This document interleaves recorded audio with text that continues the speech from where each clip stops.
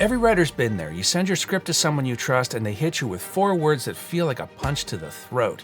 Your hero is passive.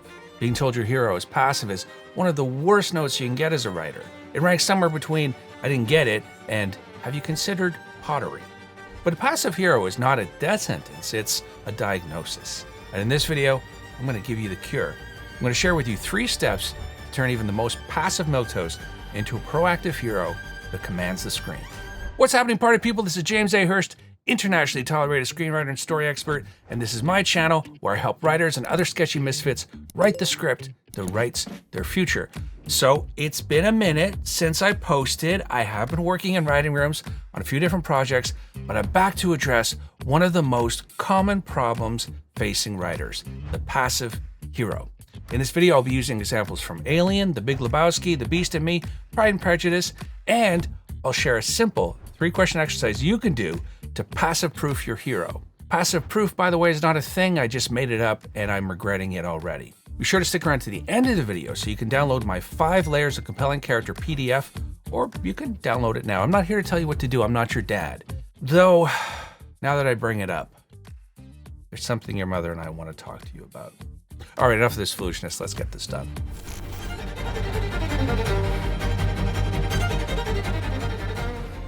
Before we tackle the problem of a passive hero, let's make sure we're diagnosing the problem correctly. So let's start with the definition from none other than Robert McKee.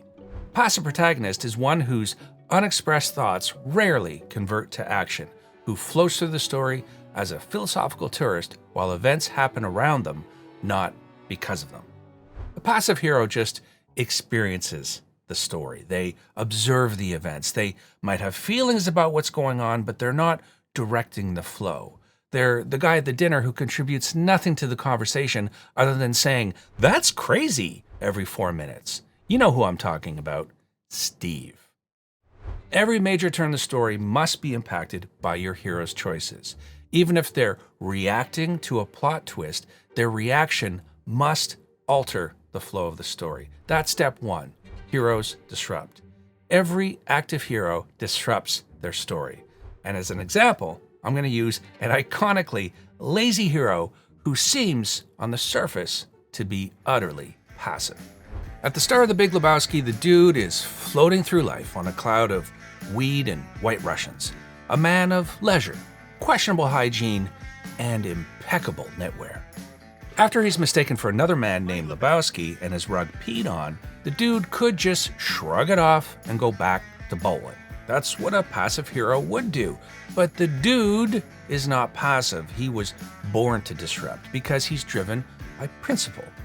He confronts the real Big Lebowski to get compensated for his rug because this rug I have, it really tied the room together. All through the movie, the dude's choices, most of them terrible, interrupt the flow of the story, turning the conventions of the classic detective story on its head. It's film noir with a detective who sometimes forgets why he's walked into the room.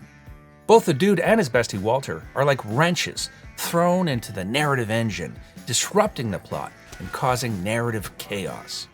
So here's the takeaway. Your hero does not have to be strong. They don't even have to win, but their choices have to disrupt the flow of the story, both positively and negatively. But there's a catch. I have read scripts where the hero's choices do disrupt the flow of the story, but not in a way that's all that compelling. So that's where step 2 comes in.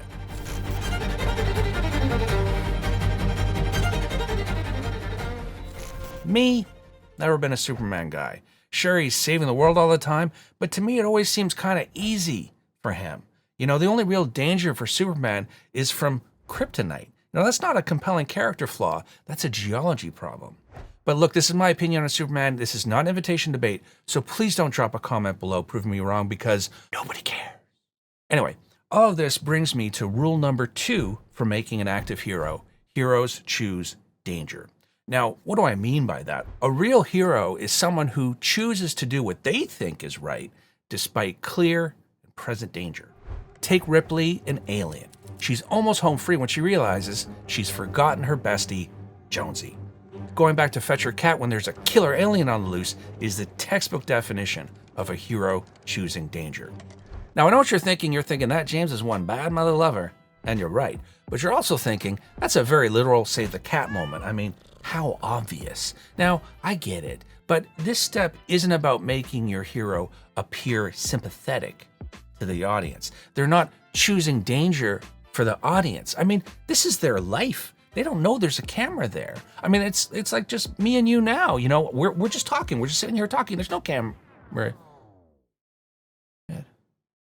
My point, and yes, I do have one, is that when I say heroes choose danger, this isn't some superficial thing to make the audience fall in love with them. This is a choice that's not made for optics. This is a difficult choice they're making despite the tremendous risk involved. And the risk doesn't have to be physical. It can be emotional danger or social danger as well. Take Annie in Bridesmaids. When her best friend Lillian asks her to be her maid of honor, Annie says yes immediately. Of course, she's honored. She loves Lillian. But what she doesn't fully realize in that moment is that she's stepping straight into her deepest insecurity. You see, Annie is not in a good place. Her bakery has failed. She's broke. She's in a humiliating situationship. And now she's volunteering to stand behind her best friend during the most publicly celebratory moment of Lillian's life. It's like signing up for a live broadcast of everything that isn't working in your own life. Annie could have created distance. She could have declined. She could have protected herself. Instead, she stepped into the role. Annie doesn't choose danger because she's fearless. She chooses danger because it's the right thing to do. And that's what makes it heroic. For another example, look at Elizabeth Bennet in Pride and Prejudice. When Darcy first proposes to her, he is offering not just love, but security, status, and a future free from financial anxiety. In this world, marriage isn't just romance, it's economic survival, and Darcy is one of the most eligible men in England. Elizabeth could accept, she could secure her future, she could protect her family from uncertainty. Instead, she says no. She rejects one of the most financially secure futures available to her because she refuses to compromise her principles. Your hero can say all the right things, but so what? What matters is their actions, their choices. You know, a lot of emerging writers will show their protagonist's bravery by having them say a pithy line that cuts down the bad guy. But listen, talk is cheap, mother lovers. There's a famous self-help book called Feel the Fear and Do It Anyway, and that's what your hero needs to do. The point isn't that they choose danger because they're fearless. They choose danger despite being fearful. They need to feel the fear and do it anyway. Agatha Wiggs in the Netflix series The Beast in Me is a great example. When her new neighbor turns out to be a predator, she could sell her house and move away, but instead she investigates him, choosing danger over the comfort of staying uninvolved.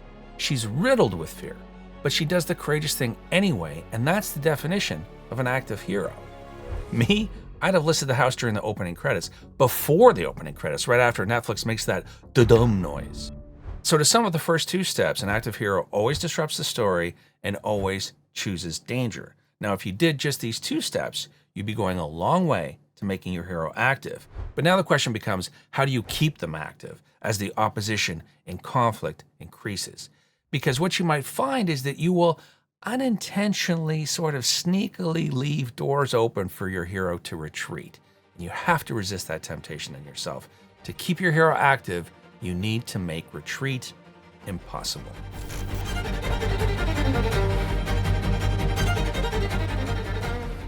There's a mistake I see emerging writers make over and over again. The hero has a problem, but instead of having the hero solve the problem by throwing everything they have at it, they negotiate, they delegate, they hedge. These are not the actions of a hero. These are the actions of middle management. An active hero goes all in on solving the problem, even when they don't have to. Take Michael in The Godfather. He starts the movie as a noble war hero wanting nothing to do with the family business. That's my family, Kay. It's not me. But when the rival gangster Sollozzo declares war on his family, Michael goes all in on fixing the problem, volunteering to kill Sollozzo himself. Let's set the meeting. Now, we insist it's a public place, a bar, a restaurant, some place where there's people so I feel safe. You're gonna search me when I first meet them, right? So I can't have a weapon on me then. But if Clemenza can figure a way to have a weapon planted there for, then I'll kill them both. The funny thing about this is the actual killing part could be delegated. It's not hard to imagine a scenario where Michael is involved somehow, but not the actual gunman. So why was it so important that Michael be the one to pull the trigger? Because an active hero goes all in and solves the problem themselves, especially when it's difficult or dangerous. So while you're writing those pivotal scenes which really move the story forward, ask yourself, is my hero going all in here, or is there a little part of them that is holding back? Or more honestly, is there a little part of me holding back? Because we tend to identify with our heroes and want to protect them. I know it's hard, I do. You come up with this character, you give them a name and a backstory and their own playlist, and now you have to ruin their life. But that's the job. You're basically God, if God worked in Final Draft.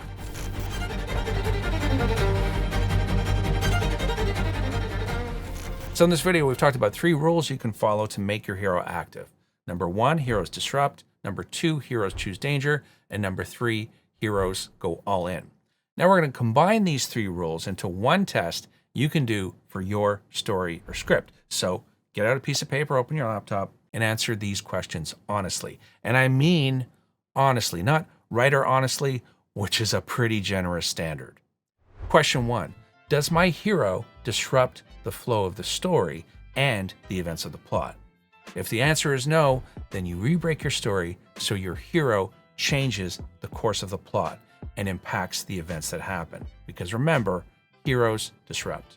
Question 2, at key moments in the story, does my hero choose risky or dangerous action over the safety of saying or doing nothing? If the answer is no, then think about how you can make the journey more emotionally or physically risky for your hero. Remember, heroes choose danger. Question 3, when the chips are down, does my hero hedge their bets or do they go all in and risk losing it all? If the answer is no, then think about how you can force your hero to put what they hold most precious on the line, because heroes go all in. Now, if you answered no to all 3, thank you for your honesty. That took courage, which is exactly what your protagonist is missing. That's really mean. So that's it for this video, party people. Don't forget to download my free PDF, The 5 Layers of Compelling Character. This PDF doesn't focus on how to make your hero active, but it does walk you through the 5 essential layers you need to make any character in your story compelling, complex, and compulsively watchable. And hey, if this video helped you, would you do me a solid and share it with another writer who might find it helpful? You know who I'm talking about, Steve. This is James A. Hurst for Screenwriting, reminding you, you don't need anyone's permission to start creating, so greenlight yourself. Start writing the story that writes your future. Until next time, be easy, stay awesome, and keep writing.